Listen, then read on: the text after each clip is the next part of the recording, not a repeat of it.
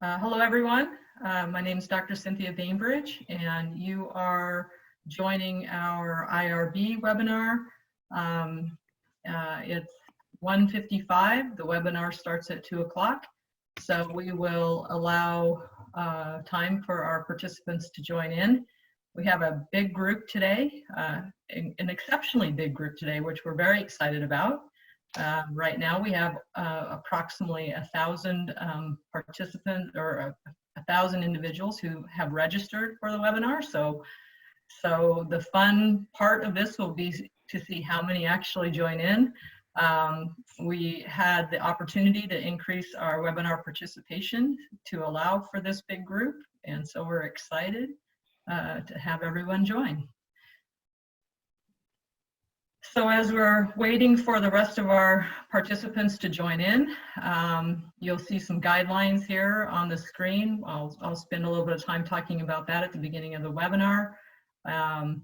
We get a lot of questions about whether or not this webinar will be available. The recorded version will be available, and we will make that available to our learners and faculty after we send it off to our academic web services team to close caption the webinar. So that's one thing we'll try to repeat several times during the webinar. The other item is, as we move through our webinar, we have disabled the chat button, and we're asking all of you to use the Q&A feature that's at the bottom of your screen when you hover over the bottom area of your screen, and that's where we'd like you to post your questions.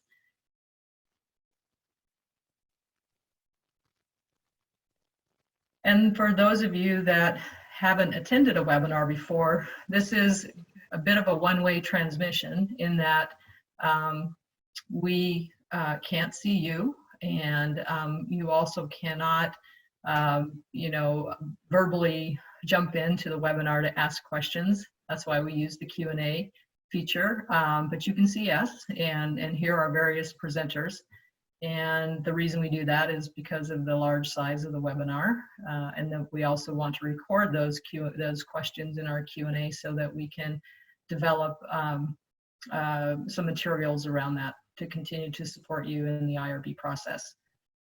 Can everybody hear me okay? Yes. Yes. Okay, great. So we are still adding lots of participants. We're up to almost 250 and counting. So we'll just continue to wait until our people join in. Look, we already have a question. Oh, okay, all right. There we go. Turn up your volume. So, okay, so I'm hoping everybody, whoever asked that question, can you hear me? Yes. Yes. Okay. All right, and Cheryl just raised her hand, and Cheryl and other participants, we are also not using that feature for the webinar today. If you have a question, please use the Q&A button at the bottom of your screen and click into that, and you can ask your question. We have a big group, and it will be very difficult for us to keep track of all the raised hands. So the best place, and also the chat runs very quickly, and there's a lot of questions that come up in the chat and we can't keep up with it. So our Q&A allows us to do that a little bit more effectively.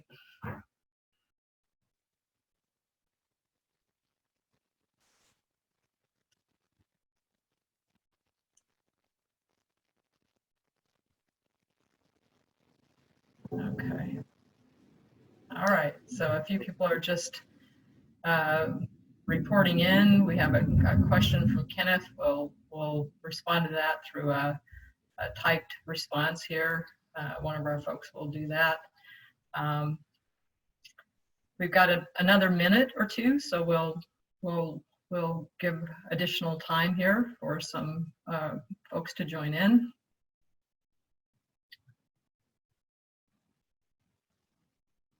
We certainly hope you're all doing well.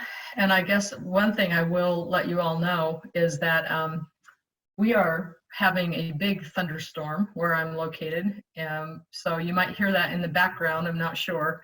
And there is a possibility that, you know, the internet might go down. So I might disappear from the webinar. I just wanted to make you all aware. It is a massive storm right now. I see a couple participants have raised their hands. Again, I'm going to remind all of you that we're not using that feature in terms of the raised hand for questions. If you have a question, please post your question in the Q&A, where you hit the Q&A icon at the bottom of your screen and just post your questions there, so that we can record those questions and respond to them the best we can during the webinar and after the webinar as well.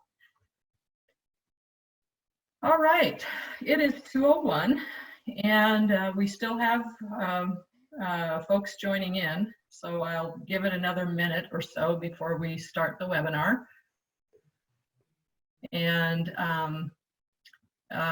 this session will be recorded, and we will make sure to, we'll be putting together a Q&A document as a result of this webinar, so that we can help support your questions afterwards.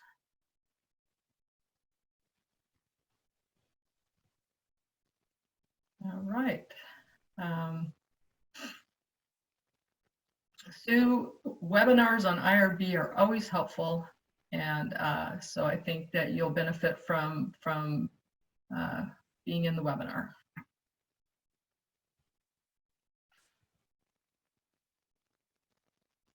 Okay, I think that for the sake of time and to make sure that we're being mindful of everybody's busy schedules, as well as our presenters who are on the call, what I think we'd like to do is go ahead and we'll start the webinar. Again, my name is Dr. Cynthia Bainbridge, and I am the Assistant Dean here in the College for Doctoral Studies over the research and dissertation process. I'm also the director for our Institutional Review Board here at Grand Canyon University. I have on the call with us, you can see our presenters in the windows within the webinar. We have Latrice Smith. Latrice is our IRB analyst and coordinator. She does a great job of ensuring that our IRB runs efficiently and that our reviews are managed and processed appropriately. We have Kat Lena, and Kat is a data analytics consultant for us here at GCU, and she also is instrumental in helping to ensure that our IRB system runs efficiently and to make sure that she manages a lot of the projects around our IRB systems and processes. Also on this webinar is Dr. Ron Berman. He's an assistant dean here as well in the College of Doctoral Studies. Dr. Berman is also the program chair for the DBA program, and Dr. Berman is also very instrumental in ensuring that our systems for IRB and our other technology that we use here in the college works, and that he is responsible for the implementation and management of those systems. So we're very fortunate to have Dr. Berman here on the call today. We have Dr. Linda Garrett. Dr. Garrett is a research faculty manager here for the College of Doctoral Studies. She supports our faculty and doctoral learners in the dissertation process. Dr. Garrett also completes IRB reviews for us and is providing really great support for our doctoral learners in IRB through our office hours and helping to answer questions and process and works with Latrice hand in hand to support the back operations of our IRB team. We have two great presenters here today as well. We have Dr. Lania Radmacher, and she is a chair for us here at GCU and is also a key reviewer for our IRB team. We're really excited that she's part of our IRB review team and brings in a tremendous amount of expertise and background to IRB. We also have Dr. Twyla Damon, And Dr. Damon is a chair for us as well here at GCU. She is an IRB faculty lead. She's also responsible for and working with our team as an IRB reviewer. And both have graciously put together this presentation. And so we're very pleased that they are here. This IRB webinar is actually a repeat webinar from last week. We had such a great response to the webinar, and we had over 500 participants last week. We wanted to make sure that everybody who wanted to attend the webinar that could not get in was able to join us and attend in person. We know it's really important to sort of have these interactions with our team and our faculty members. So we're really pleased to offer this again to all of you. I will want to run through this slide that we have up. We do have some rules of the road, so to speak, for the webinar. So what will happen is our presenters will go through our slide deck. And then after the webinar, we'll try to answer as many questions as we can in a live format, because a lot of questions you ask a lot of them are similar in nature. So we'll try to compile those questions and answer as many of those in a live format as we can. Now, we have a big team on here, and we will also try during the webinar to answer your questions along the way.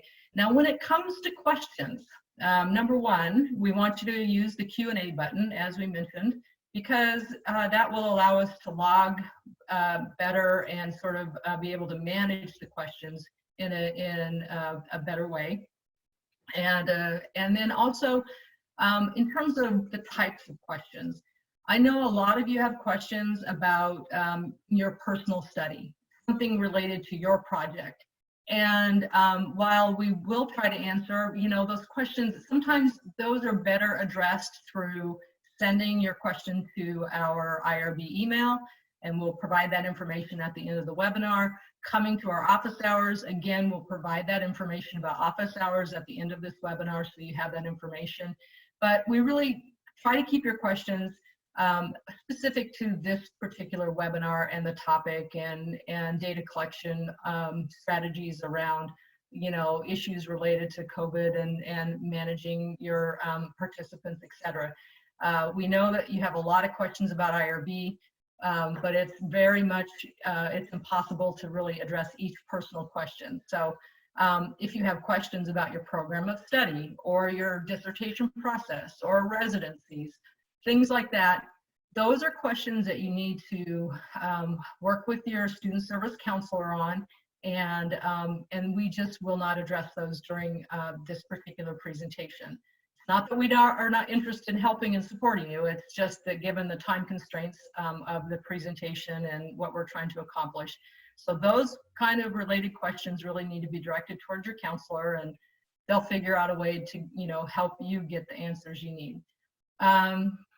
I think that's it. Again, a recording of this webinar will be available for all of you, including the actual PowerPoint slides. Well, the slides are actually already posted up on the DC from last week, but we'll have a recording of this webinar available in a few weeks after our academic web services team closed captions the video.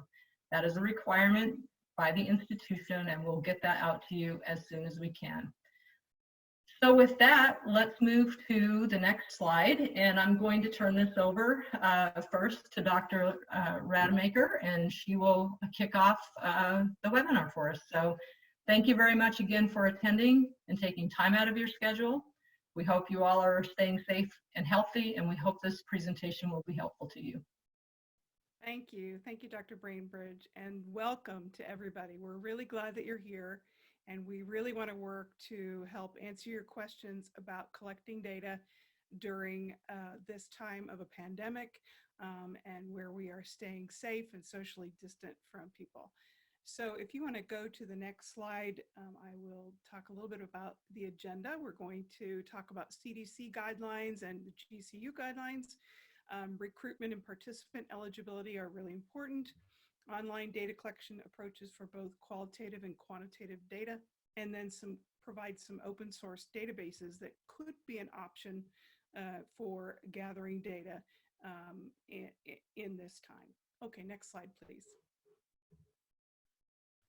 Dr. Rademacher, if you can Yes. speak up just a little bit, I think. Yeah, I think my microphone is not working, so I'll stand really close so you can, see my nose. Um, One thing that we did is we gathered all of the questions from last week's webinar, and we collated them by topic, and we have attached them to the specific slides where we talk about those issues. So you may hear your question when we get to that particular section. So listen really closely and watch what's on the screen, and we probably will answer your question. But if we still don't answer your question, feel free to put it in the Q&A or to raise it in the IRB forum, email, or come to our office hours, and we'll have that slide at the end. Next slide, please. All right, so the first slide is, in general, you want to follow the CDC guidelines, and those guidelines are the same ones that Grand Canyon University follows in regards to collecting data with human participants. So if your state is still on lockdown, you need to follow your state guidelines, and you need to follow and pay attention to those CDC guidelines. And so in the PowerPoint, you see that we have links to all of those resources where you can check for updates. And we really want you to be safe and to keep your participants safe. If you are only moving, if you have an approved IRB application, okay, you've already been approved of your IRB, and you're moving from face-to-face data collection to online data collection, you don't need to submit a modification. Any other changes, if you are adding data collection types, if you are changing questions, if you are adding incentives, you do need to submit modifications to your IRB, and that's a really important distinction, okay? We got some questions about international studies. And yes, that applies the same because this pandemic is global. So you need to make sure that you are complying with the guidelines across the globe. If you're planning to collect data in the fall, then you need to keep a really close eye on those CDC guidelines and see what changes between now and then. Hopefully it will be better. How long will these modified data collections last? Again, that's going to depend on where you are, on the state, and the regulations that you have in your state. Field tests, actual data collection, all of those things apply. Any type of human contact, you need to make sure that you're keeping participants safe. Focus groups, interviews, and we're going to talk about how you can do those in an online environment. So right now, we're asked to stay 6 feet apart, and one person asked if you could still collect data face-to-face if you do that. Again, that depends upon your state. So you can't do that in Illinois right now, which is where part of my family lives, but starting tomorrow in Texas, you could. So it really depends, all right? I have a written proposal, which is going to AQR to say that I will collect data via Zoom. So my suggestion is that if you have not gone through IRB review yet, that you put both options in your application, either face-to-face or online interviews via Zoom, so that you have those options. They're already in your application, and the IRB knows that you're maybe going to do one or the other, so that we are aware, okay? All right, let's go to the next slide, please. Okay. Recruitment, one thing to do with recruitment is to think really clearly, work with your chair and see if there's a way for you to do recruitment passively. And what that means is, before this pandemic, if you had planned to ask a site to distribute your information, or you were going to hang flyers in the library, you may not be able to do that now. But you can ask to post your flyer electronically on a social media site. And that's a great way to do passive recruiting. LinkedIn has many, many groups that are topic specific, as does Facebook. There are probably other social media groups that I don't know about, but my suggestion is work with your chair to find a way that you can post your recruitments electronically online and try to gather participants that way. We've got a few listed here: Facebook, LinkedIn, Nextdoor, Snapchat. and just to make sure that you have really good, clear eligibility criteria. So someone asked if they needed site authorization to pull data from a public site or to use one of these internet sites. It really depends. If you're using a private group that you have to be let in, it's polite for sure to make sure that it's okay with the owner or moderator of that site. I would say that's a really good thing to do because they might shut you down, and you don't want that to happen. So always check with the owner of the site first and make sure you get that approval. If you're collecting public archival data that is available with the web link and I can see it as the reviewer, then no, you don't need permission. But if you need permission to access it, whether it's in your capacity at work or in your you want to go to a place and ask them to let you have some of their data, you need permission. All right, so it's really important that you get good site permission or a data use agreement to be able to use that data.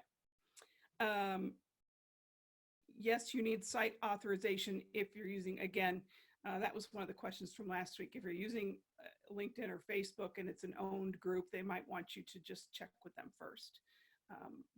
But that's a really good way to collect data and to recruit participants in an online manner.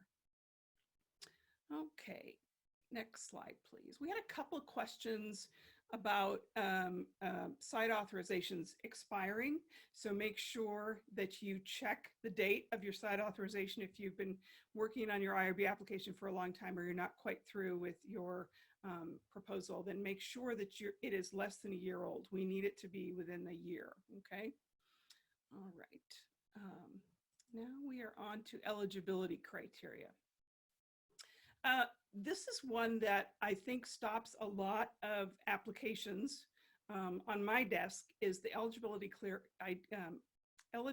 criteria is not 100% clear. The best way to do it is to think of them as yes or no questions. If someone reading it could say, are you over the age of 18? Yes. Then they know that they're eligible. Are you a member of this organization? Yes. Are you willing to answer demographic questions, including age, gender, marital status? No. Then they know they can stop right then and they can exit out and they're not eligible for your study. So you want to make it really clear so that they know exactly if they're eligible, okay?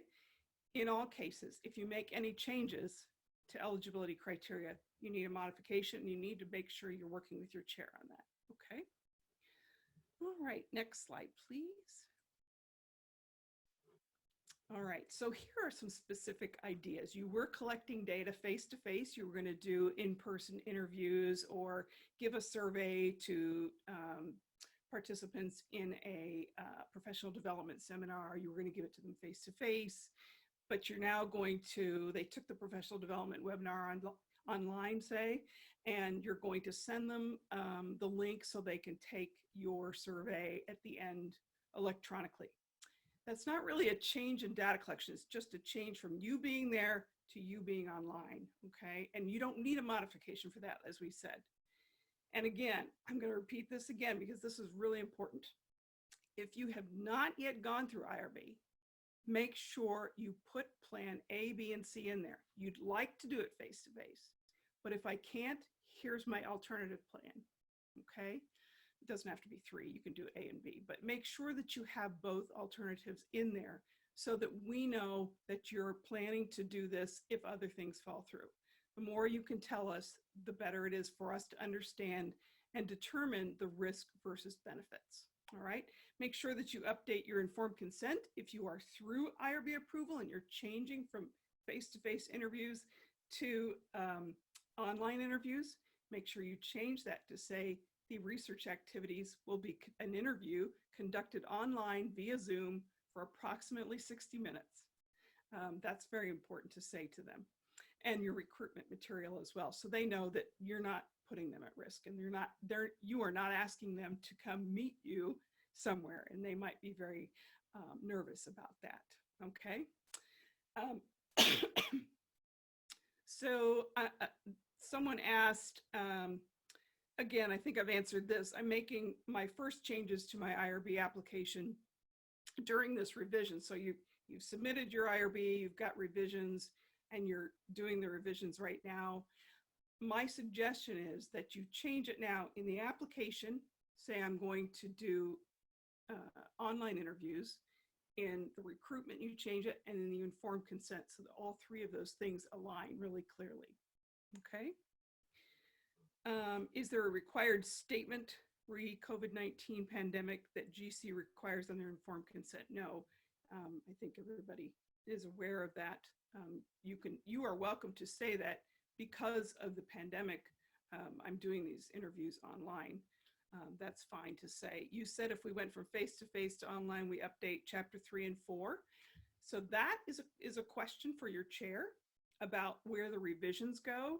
That you need to discuss with your chair. Okay, it's probably really important that you put it in there, but your chair is going to tell you exactly where that has to go. I think that's all for me. Okay, Twyla, I think it's up to you now. Next slide. Hello, everyone. Can everyone hear me okay? Okay, welcome. Yes. Welcome. Okay, so here, what we need to think about, in light of our current situation is that we definitely need to prepare for this change. And part of that preparation means that we need to notify our participants. They will more than likely know that something's coming along that's going to have to be a bit differently, but it's up to you to inform them of the upcoming changes and what you plan to do to alter your study in light of what we're dealing with currently. One way to do that is that you should practice, practice, practice on whatever platform that you are going to use online. And that may mean practicing with friends, practicing with family, other colleagues, and become expert at that particular platform that you choose. So that means that if you're comfortable, your participants are comfortable. Being able to navigate the different buttons, knowing how to use the technology, how to guide them and how to use the technology really becomes important because it makes your participants feel like you know what you're doing and you can get at the data and not focus so much on the technology when you're actually doing this. We need to also think about items such as our backgrounds. Okay, what's behind us when we're talking to our participants? In light of this current situation, we are sometimes in our kitchens or wherever we can find a space to be able to do Zoom meetings. So having a virtual background or a professional background is extremely important. Where you lift or lower your computer, that comes in your practice. And think about what your participants are seeing, okay? And you look at the media controls, look at yourself and realize that is what your participants are looking at when they're interacting with you. Another big item is to make sure that your participants are aware that you're being, that you're going to audio tape them in addition to videotaping them, and that you have some backup resources when you're doing that. In all circumstances, when using technology, we always have some type of issue that's going to come up exactly when we don't need it to happen. So to avoid that, I'm going to go back to the plan B that Dr. Lania talked about earlier of always having a second backup technology source. So that could be a recording pin. It could be having a plan with your participants to know that if my technology or my internet goes out, we're going to go to phone. But you have to have a clear plan just in case that technology fails you right when you need it. So you need to make sure that you practice that and that your participants are aware of that. You need to make sure also that we use all guidelines when we are navigating these online platforms. So there's certain things such as passwords that you can use. We talked about the waiting room feature, which is extremely important. And that leads into the one question that we did get about this over and over again was about the use of Zoom. We've used Zoom a lot, especially lately, and there have been times when there have been people that have been able to get into meetings or, interrupted meetings. So there are ways to avoid this. My first suggestion would be to go to Zoom and look at the parameters that they've put in place to avoid these types of instances. But having a password attached to the meeting and having a waiting room are two great easy ways and easy access buttons that you can use on Zoom to avoid that. However, please go to the website and find out if there's any more features that you should use. Next slide, please. Okay, here we go. We're talking about our Zoom and our Facebook and our Google Hangouts. These are all sources of technologies and apps that we use every day, most of us anyway. And now we are able to use these in connection with our research. But there are some added extra circumstances that we need to think about when we're utilizing them for research, okay? Again, practice, practice, practice. I talked about that earlier. Make sure that you have the correct background. But now you are going to get these informed consents, and you need to get these informed consents either through mail, you can scan them, you can have a DocuSign. All of these types of signatures in this potential environment will be valid because we have to have a way of getting these informed consents if we are not going to be face-to-face with these participants, okay? There's another way that we can do this is that if we have a verbal consent from our participants, we can read the informed consent and they can give us a verbal consent. And if that is taped on our audio tape, then that can suffice when we have not gotten that through email or gotten it by another means. So that is one way to do it. Again, you need to talk to your chair about this and how you plan to navigate the informed consent retrieval. You need to talk to them about that. One particular item that comes up here for Zoom is the focus group. When we're talking about different data sources, the focus group seems to be a problem sometimes. So what we recommend is that to avoid that extra noise, that you mute people as they come into the focus group, and you will not have all of that different chatter coming in from everyone at one time. You can manage and navigate that process much more easily, okay? Make sure that in the informed consents that you do have permission to audio tape. Make sure that that is in there because you are online. And again, always have a backup option, always, always. It could be your bandwidth, internet service, computer crashing, you just never know. We need to make sure that we have a backup plan in place. Questions in relation to this particular slide was about the security issues that I spoke about earlier with the waiting rooms and passwords. And then there were several questions related to the informed consent and being able to receive those by email. And the answer is yes. Backup recordings, do they need to be disclosed? My answer would be no. If you have already informed the participants that they are being video recorded anyway, that would cover your second backup source. So I do not think that that would have to be added in there necessarily. And then the last one was about telephone. Yes, if you need to go to a telephone as a backup source, that is acceptable. Okay, next slide, please.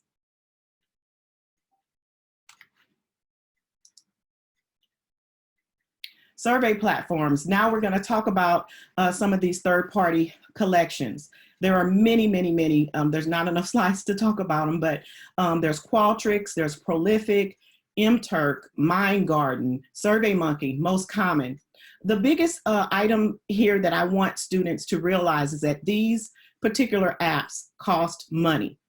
And this is something that you need to take into consideration when you are about to enter the stage of being able to collect data.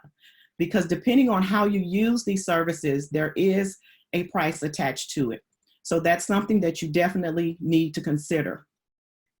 All of these particular, most of them can not only collect your data for you, sometimes you can employ them to actually get your participants for you, but that is an added cost. So again, you need to conduct due diligence, go in and see what each of these particular companies offer and what is going to be best for your particular study.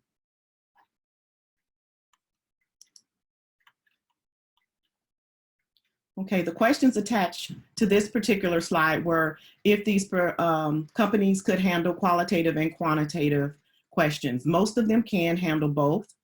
Some are more lean more to one than the other. But again, you would have to go in and see what the services are that are offered by these different companies. Next slide, please. Okay, here's a bit of a difference here to talk about. Qualtrics and SurveyMonkey both do qualitative and quantitative. However, SurveyMonkey is primarily used for the quantitative, primarily. It does use qualitative at times. Qualtrics for sure does both. But again, this is something that you would have to talk with your chair about and decide which one is best for your particular study. Next slide, please. These are just some pre-existing data sets for people, for persons, participants, students that are using quantitative research that are out there. Oftentimes students are like, okay, what am I going to do? I can't get this to this data. We're just trying to let you know there are a plethora of resources out there with data that's sitting there waiting for someone to just get to it and use it, okay? So one of these would be the U.S. Department of Education, and this particular site deals with K through 12. It has some higher ed, very little, but K through 12 information, and it has a lot of really, really rich information that can be retrieved and used for studies. There's also the Office of Civil Rights. This is one that I've used quite often, and they do, every so many years, they do a compiled set of data, but they also have yearly data if you drill down to a smaller subset, but they collect a lot more than what the title sounds like, including a ton of education information. On this slide, the last one is Harvard MIT, and it is famous for their particular quantitative data sources. So that's a good place for you to go also. Next slide. These are two federal sites here, data.gov and census.gov. Again, sometimes the name will fool you, but if you go and if you navigate these particular websites, you will see there's all types of information that can be utilized to be used in research. Good platforms. Next one, please. The ICPSR, this is a lot of political and social research in this particular site, used a lot by researchers. And then the General Social Survey, this is another one that I've used before. It contains the unbiased perspective of people according to different events or circumstances. It's all kind of interesting information there, but again, a plethora of data that can be used. Next slide, please. I will say something else about the GSS before I forget. When you go there, what I like about that site is that you can automatically download your information into SPSS without having to do an extra step. So that works out pretty good for that site also. This is just an example of the ton of resources and places you can go. Do a Google search. You will come up with all types of data sources, data sites that have information that you can use, and who knows, it may be appropriate for the study or very similar to the study that you are trying to do now. Next slide. That would leave us to questions.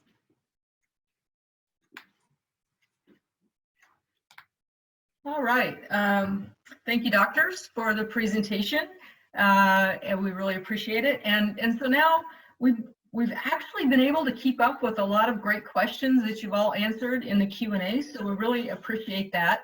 And so what I wanted to do is just kind of reiterate a few things, and then if there's some additional questions that we want to kind of answer on a global basis, maybe our panelists can jump in. A couple things that were really, I think, are very important as part of this presentation. The first thing is that you'd seen in multiple slides, right, that for any change to your study protocol, even if you're just shifting to your interviews to the online platform, you need to work with your chair, your committee members, and to really make sure that you have that correctly articulated in your proposal, and also in your dissertation manuscript, and that change is there. And so we want to make sure that any change is we're working with your chair. And also too, with regard to change, we have indicated in the slide deck, and we'll reiterate it here, that moving from in-person data collection for interviews and focus groups to an online platform like Zoom, and I'm just going to talk about that again here in a minute, or another platform such as Skype or Teams or whatever, that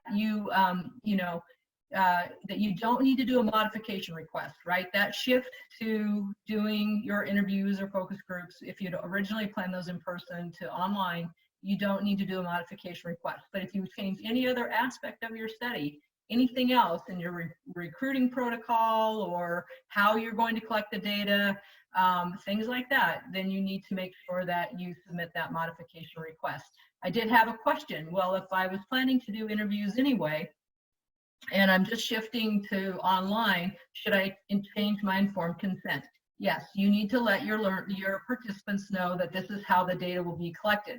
Now, again, we're not asking you to do a modification request. We just need to have you, update your informed consent in that section to let them know that, your data will collection in the interviews or focus groups, or even, whether or not you're filling out a survey online together, that it's online. Okay, so very clear. There's a clear distinction. Okay, that shifting to online, no modification. Any other changes in your protocol, make sure that you talk with your chair, and that you would need to submit a modification request. I had a really great question about you got that. Well, you're really primarily focusing on Zoom as a way to conduct your video interviews or your interviews. And that we are not restricting you to the use of Zoom. There's numerous ways to these various meeting platforms and things like that. So you need to research the one that works best for you and your potential participants. Explore the security guidelines or the security elements that are in place with that platform, because a lot of questions have come up. Well, I'm worried about some of the issues that Zoom had with like the Zoom bombing and things like that, right? And so make sure that your whatever platform you kind of are leaning towards, to really understand what their security protocols are and what you need to do as a researcher to get those implemented for when you actually do your online data collection. But gosh, we don't want to restrict you to Zoom, because there's lots of different options out there for you, and you may already have accounts on Skype or I just don't even know how many of them there are, but there's many. So, and of course, the other thing about privacy is, if you really are concerned about doing an interview over the computer, on the computer, internet, then good old-fashioned phone call also works. So I sometimes forget that we can do that these days, because we're also now so used to clicking into these conferencing systems. The other really important point that was discussed earlier was about Plan A and Plan B and Plan C, and that's why we presented those last 3 slides with public databases. All of you that are working on your studies, you definitely need to make sure that you have a Plan A and a Plan B and a Plan C for where you're going to do your research. Site authorization is going to be very difficult in the next year. And in fact, those of you that already have site authorization, I think that that you all are coming to IRB with questions around that. Those are really difficult issues during this time, and it definitely presents a major barrier in terms of moving forward. And we have a saying in the College of Doctoral Studies, well, I give this to my children, that no plan survives a collision with reality.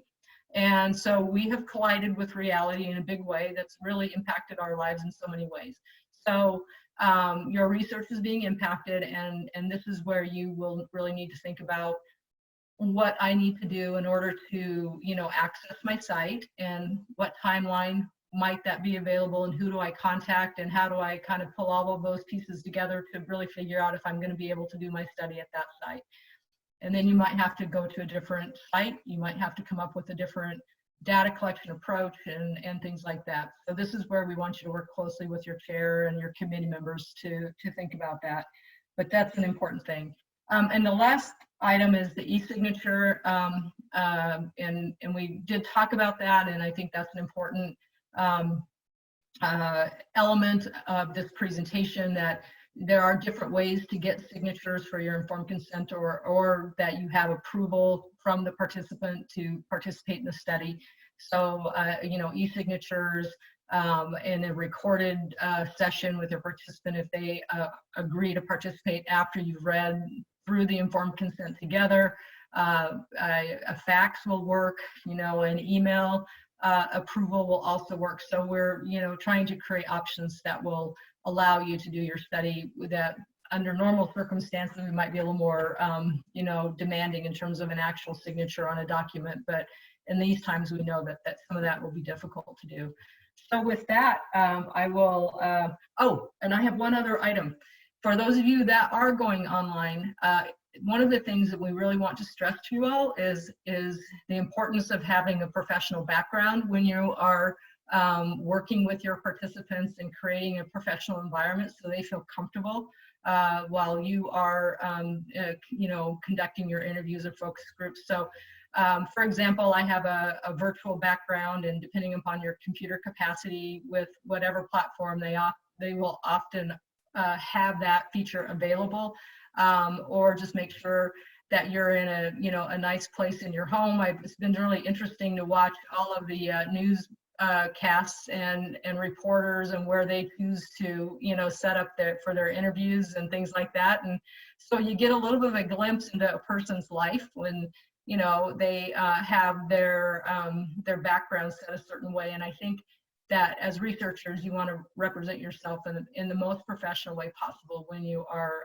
you know, collecting data online and having these interviews.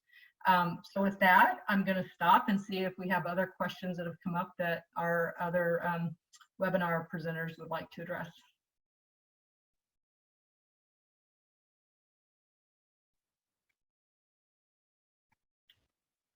Wow, it's a quiet group.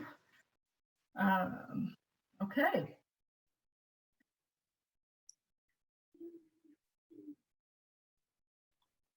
All right, I think it looks like we have a few questions that probably are being answered. Again, as a reminder, this webinar will be, it's recorded, and we will work on getting it closed captioned and posted to the DC network. That should typically take 2 to 3 weeks with our academic web services team. I think, and so please be on the lookout for that. The slide presentation is already posted on the DC network, so that's available for you to review the actual slides, and the slides have the actual links that we have to the different databases. If you go to the next slide, Latrice, we'll go ahead and wrap up the webinar. And yeah, so I see that a list of databases that is available on the DC network in this slide presentation. And as a wrap up as well, we'll be again compiling our FAQs and adding that as an additional resource to this webinar. One of the things I want to make sure you all are aware of is we have a great IRB team, and here's how you get hold of our group. The first place you need to go, all of you, if you are working on your study, is go to the IRB Resource Center on the DC network. And if you click on the home page under Dissertation Resources, you'll see the IRB Resource Centers there. And that is where we have our IRB templates. We have the steps in the process for submitting to IRB. We have videos. We have a tremendous number of resources there for you that are related to IRB. So all of you, please, please, please take the time to go to that site on the DC network, the IRB Research Center, and it will give you a lot of answers to many of your questions. Our email, where you can contact our team, is irb@gcu.edu. And as you might expect, we've had a really great turnout for these last 2 webinars. We've been getting a lot of questions through our email. You can try to phone us, but I'm just going to say that the phone situation is always, you know, keeping up with calls. If you all call in at once, Dr. Garrett and Latrice will, they may quit. They may run away from their office. So we really would encourage you to use the email, and that way we can make sure we can address your questions in writing. And the other place that is a really great resource for all of you is the IRB office hours. We hold those every Wednesday morning from 10:30 to 11:30 a.m. Arizona time. And that link is on the DC network or the calendar. So click into the link at 10:30 and Dr. Williams, Dr. Garrett, Dr. Rademacher, sometimes myself, we're on the call to really try to answer your individual questions about your IRB submission. So with that, unless there's any other pressing questions that have popped up, I think we'll pause for a minute and see if we have any other questions that we need to address before we wrap up our webinar today. This is Dr. Garrett, and there was one question where someone asked if they can, if they have children in their study and they need to have the consent form signed by the parent and the child assent form signed as well. Are they able to get both of those signatures electronically? That's a interesting question, and certainly it depends on the age of the child in terms of obtaining an electronic signature, and then, but definitely with a full review that involves a vulnerable population, you know, you'll need to determine the age of the child participant and if they are capable of actually doing an electronic signature. And you definitely need to have an electronic signature will work for the parent. But I think the bigger issue is whether or not the assent from the child, if they're capable of actually providing that. So that is something that you would need to work with our IRB team on, and we can give you more detail after we learn more about the study. So that's a it depends response. Dr. Bainbridge, I saw a couple of questions here about the third-party data sources or data places that we had. It is free. That's a question that keeps coming up. Those are publicly available sites, so it is free. It does not cost. However, the apps that you use to analyze your or to collect your data, that does cost. So there's a difference. The sites that we gave at the end are free.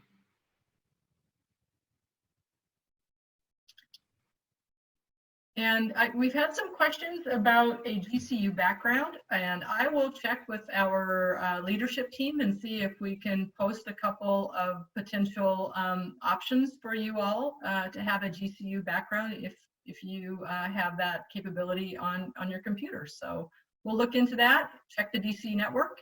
I think that's something that we can probably make happen, and so we'll look into that for those of you that are asking about that. I think at this point, we'll wrap up our webinar. We like to keep these at about 45 minutes and to be mindful of all of your time.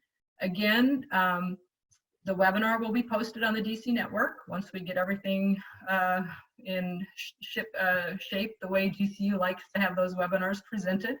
And please come to our office hours with the additional questions that you may have or that you have if we didn't get them addressed in the Q&A, and look for additional resources on the DC network, as I just mentioned. We really appreciate your attendance. I very much appreciate Dr. Damon and Dr. Rademacher and their presentation, and the entire IRB team for being here at the webinar and providing the support for the Q&A. Please stay safe and healthy out there. And we really appreciate that you've all come to our webinar today. And we will continue to offer IRB webinars and other webinars here over the next few months because we know this information is important, and we also know that in these uncertain times and having a point of contact here in the college is very important for you all, and we want to make sure we're accessible to you. So with that, we'll go ahead and sign off, and again, thank you very much for being here. Have a good rest of your day.